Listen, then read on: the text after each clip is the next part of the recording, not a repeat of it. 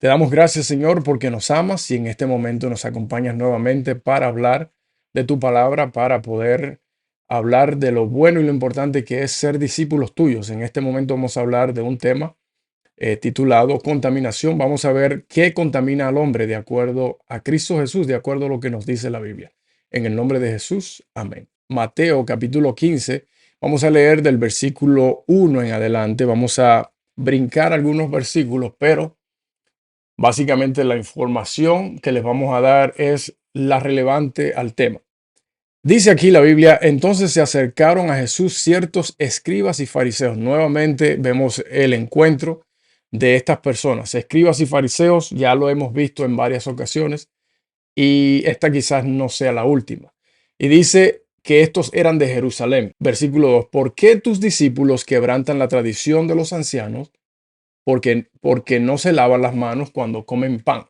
Cuando nosotros tratamos de añadirle a las cosas buenas, lo que hacemos es quizás crear una carga. Y esto fue lo que pasó en este momento. Los discípulos estaban haciendo algo que los líderes, los escribas y los fariseos de Jerusalén, no les gustaba. No les gustaba porque estaba basado en ciertas cosas que los ancianos habían determinado que era lo que tenían que hacer. Y estaba basado en la tradición. Dice que ellos quebrantaban la tradición de no lavarse las manos cuando comen pan. O sea, es bueno lavarse las manos cuando uno va a comer. Pero el caso es que lo están ligando con un ritual espiritual o un ritual religioso. En realidad, la pureza física, la Biblia nos dice que nosotros somos templos del Espíritu Santo y la pureza física y espiritual van de la mano. Pero algunas veces se le pasaba la mano a estos líderes porque estaban solamente mirando las faltas y no estaban mirando la necesidad como anteriormente, como lo de las espigas. No estaban mirando la necesidad. Entonces en el versículo 3 Jesús le dice, respondiendo él, les dijo, ¿por qué también vosotros, ahora le está diciendo, le está girando el plato, le está revertiendo la pregunta que ellos hicieron hacia ellos? Y Jesús le dice, ¿por qué también ustedes o vosotros quebrantáis el mandamiento de Dios por vuestra tradición? Entonces ahora Jesús se enfoca no en la tradición, pero en el mandamiento de Dios, que los líderes religiosos estaban quebrantando. El mandamiento de Dios es más importante que la tradición. No estamos diciendo que ciertas cosas de la tradición no sean buenas, sí son buenas, pero en cuanto al mandamiento mayor, que es el amar a Dios sobre todas las cosas y al prójimo como a nosotros mismos, este es el segundo y grande mandamiento, como dice la Biblia, no podemos restringir ciertas cosas basado en la tradición en la que nosotros pensamos. La ley de Dios es clara y hablábamos anteriormente que hay 10 mandamientos. Estos 10 mandamientos están basados en principios eternos y no deben de ser quebrantados. Entonces Jesús les dice, ¿por qué ustedes quebrantan el mandamiento de Dios por vuestra tradición? Y el mandamiento que Jesús quiere hablar con ellos es sobre uno que está muy cerca de nosotros como seres humanos. Dice, porque Dios mandó diciendo, honra a tu padre y a tu madre. El que maldiga al padre o a la madre muera irremisiblemente. Entonces, lo que Cristo está diciendo aquí es que ellos estaban quebrantando el mandamiento de honrar a su padre y a su madre. Y básicamente este mandamiento sí era importante. ¿Por qué estaban quebrantando este mandamiento? Por la tradición, porque la tradición tenía otros parámetros. Y vamos a ver lo que el parámetro o los parámetros que la tradición tenía en ese momento para saber exactamente a lo que Jesús se está refiriendo. Pero vosotros decís, cualquiera que diga a su padre o a su madre, es mi ofrenda a Dios, todo aquello con que pudiera ayudarte, versículo 6, ya no ha de honrar a su padre o a su madre. Así habéis invalidado el mandamiento de Dios por vuestra tradición. Entonces, el mandamiento específico que Jesús se refiere es el de honrar al padre y a la madre. Y está añadiendo aquí porque básicamente los escribas y los fariseos, los líderes religiosos, habían determinado, basado en la tradición, que la responsabilidad de sus padres era solamente ayudarle como una ofrenda a Dios. Imagínense ustedes, básicamente el amor de estas personas terminó. Simplemente era un compromiso que tenían hacia Dios para cuidar de sus padres, ahora posiblemente ancianos.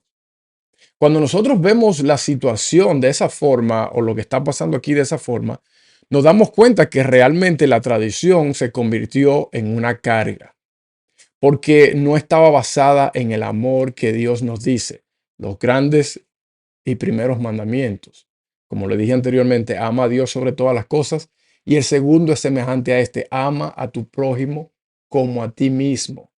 Entonces, ¿cómo es que un hijo no va a amar a su papá o a su mamá y simplemente considera la ayuda que le está dando a ellos como una ofrenda a Dios? Imagínense ustedes el insulto a esos padres. Primera de Juan capítulo 20, Primera de Juan capítulo 4, versículo 20 nos dice, para complementar lo que estamos diciendo, si alguno dice yo amo a Dios y aborrece a su hermano, es mentiroso, pues el que no ama a su hermano, a quien ha visto, ¿cómo puede amar a Dios a quien no ha visto? Entonces, vamos a hablar un poquito sobre esto, porque es necesario entender lo que dijimos anteriormente.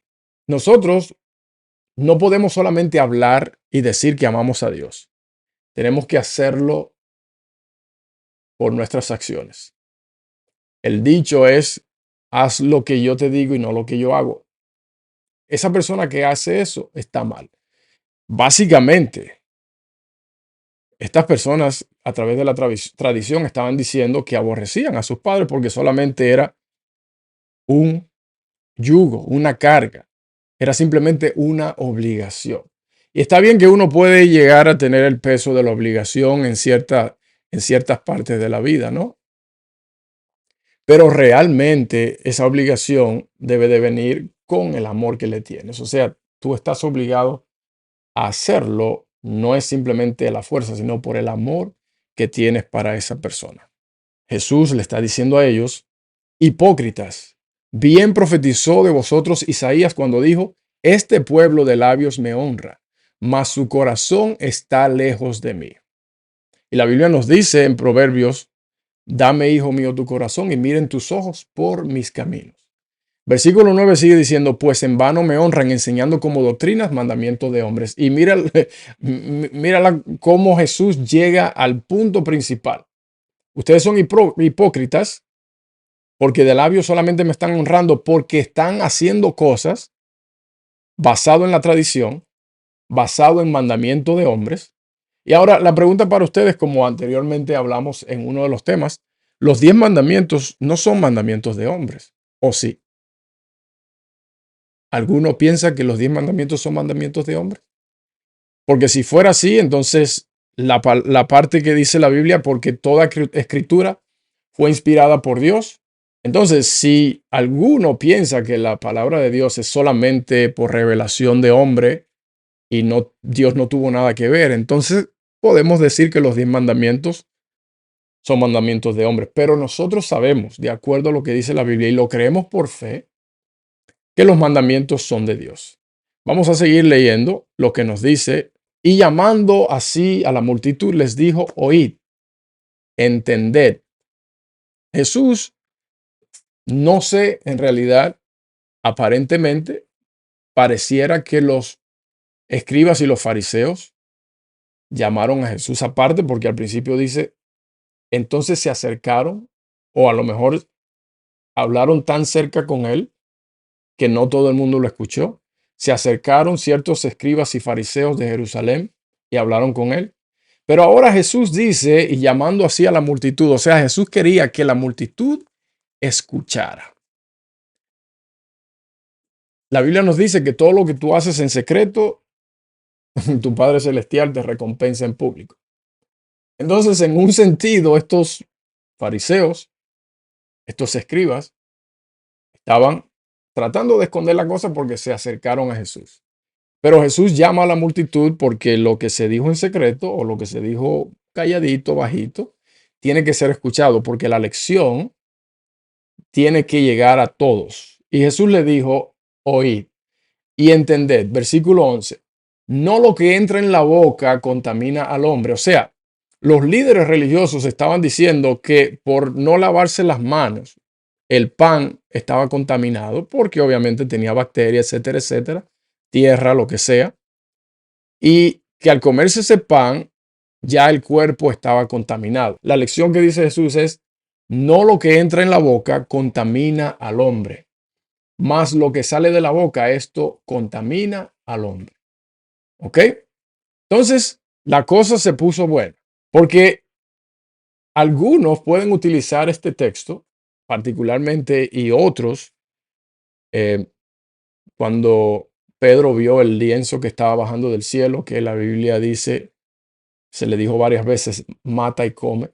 Algunos pueden utilizar este texto para decir que Jesús se estaba refiriendo a la comida, pero hemos leído desde el principio del capítulo 15 y Jesús particularmente no está hablando de la comida, está hablando de las manos sucias. Está hablando de contaminar un alimento limpio, porque los judíos no comían comida impura, inmunda. Eso se encuentra en Levítico, perdón, capítulo 11. Lo puedes leer allí, todos los animales limpios e impuros. Entonces, aquí no se está hablando ni siquiera de carne. Y muchos utilizan este texto para justificar comer toda clase de carne.